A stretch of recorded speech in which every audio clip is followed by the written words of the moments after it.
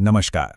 आज हम बंगाल के इतिहास के एक ऐसे दौर की बात करेंगे जिसे उसका सांस्कृतिक स्वर्ण युग माना जाता है। पर हैरान करने वाली बात यह है कि इसका अंत मानो रातों रात हो गया। ये कहानी है सेन राजवंश की, एक ऐसी कहानी जिसमें बुलंदियों के साथ साथ एक बहुत ही नाटकीय पतन भी दर्ज है। तो सवाल यही उठता है कि आखिर एक सांस्कृतिक स्वर्ण युग रातों रात खत्म कैसे हो सकता है। सेन राजवंश की ये कहानी हमें इसी विरोधाभास को समझने का एक मौका देती है। मतलब एक तरफ तो संस्कृति और कला अपने शिखर पर और दूसरी तरफ अचानक सब कुछ तबाह। देखिए, सेन राजवंश का उदय कोई इत्तेफाक नहीं था। ये बंगाल के एक बहुत ही खास राजनीतिक हालात का नतीजा था जिसने उनके आने के लिए, आप कह सकते हैं, एक स्टेज तैयार कर दिया था। हुआ ये कि जो कभी बहुत शक्तिशाली पाल राजवंश था, वो धीरे धीरे कमजोर पड़ता जा रहा था। उनकी सेंट्रल पावर जैसे जैसे ढीली पड़ी, पूरे इलाके में एक अस्थिरता सी फैल गई। और इसका सीधा फायदा उठाया वहां के सामंतों ने।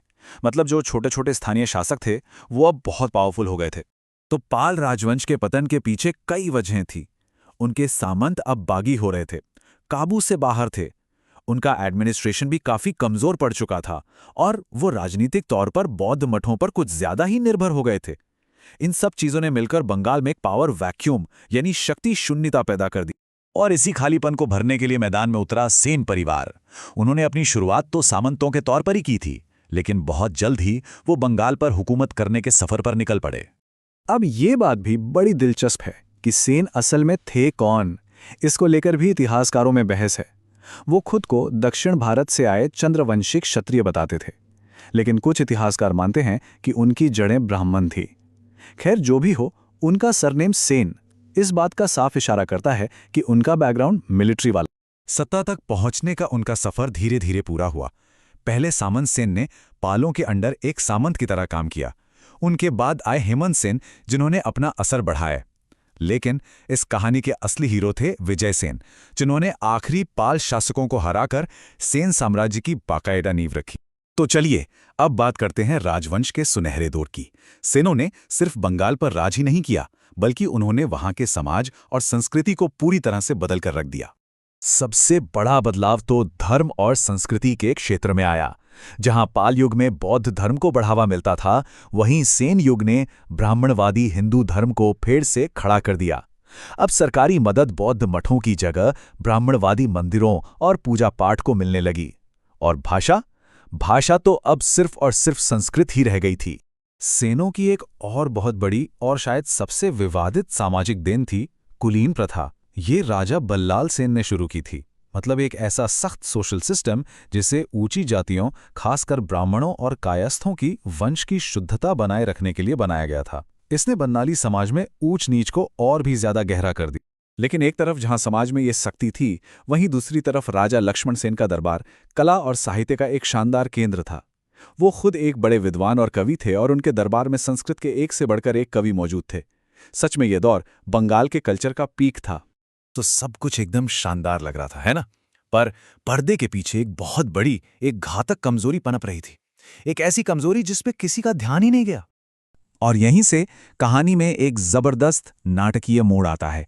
अब हम उस घटना की तरफ बढ़ रहे हैं जिसने सेन राजवंश के इस सुनहरे दौर का एकदम अचानक से अंत कर दिया।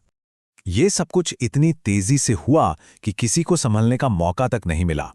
एक तुर्की सेनापति बख्तियार खिलजी अपनी छोटी सी लेकिन बहुत फुर्तीली घुड़सवार सेना के साथ बिजली की तेजी से राजधानी नदिया पर टूट पड़ा। सेन सेना इस तरह के अचानक हमले के लिए बिल्कुल भी तैयार नहीं थी। नतीजा, राजधानी पर लगभग बिना किसी लड़ाई के ही कब्जा हो गया और राजा लक्ष्मण सेन को अपनी जान बचाकर वहां से भागना पड़ा। तो फिर सवाल वहीं आकर रुक जाता है कि आखिर इतना सांस्कृतिक रूप से अमीर राजवंश इतनी बुरी तरह से, इतनी आसानी से कैसे ढह गया। चलिए उनके पतन की वजहों और उनकी विरासत को थोड़ा और करीब से समझते हैं। असल में उनके पतन की कोई एक वजह नहीं थी। ये कई चीजों का मिला-जुला नतीजा था। एक तो उन्होंने अपनी सेना पर ध्यान देना ही बंद कर दिया था। दूसरा, उनका जो सामंती ढांचा था वो उन्हें अंदर से कमजोर कर रहा था। और कुलीन प्रथा जैसी सामाजिक व्यवस्था ने समाज को ही बांट दिया था। और सबसे बड़ी गलती, उन्होंने खिलजी की नई और तेज तर्रार युद्ध तकनीक को बहुत हल्के में ले लिया। शायद इसीलिए कहा जाता है कि सेन राजवंश ने बंगाल में सांस्कृतिक पुनरुद्धार तो किया, लेकिन साथ ही साथ वो एक रणनीतिक पतन का भी प्रतीक बना। उन्होंने संस्कृति तो बचाई, पर अपनी सत्ता नहीं बचा पाए। तो ये कहानी हमें एक बड़े सवाल पर लाकर छोड़ देती है। किसी भी राजवंश की कामयाबी का असली पैमाना क्या होना चाहिए? उसकी सांस्कृतिक उपलब्धियां या फिर हर हाल में टिके रहने की उसकी ताकत? सेन राजवंश की ये कहानी हमें इसी सवाल पर सोचने को मजबूर करती है।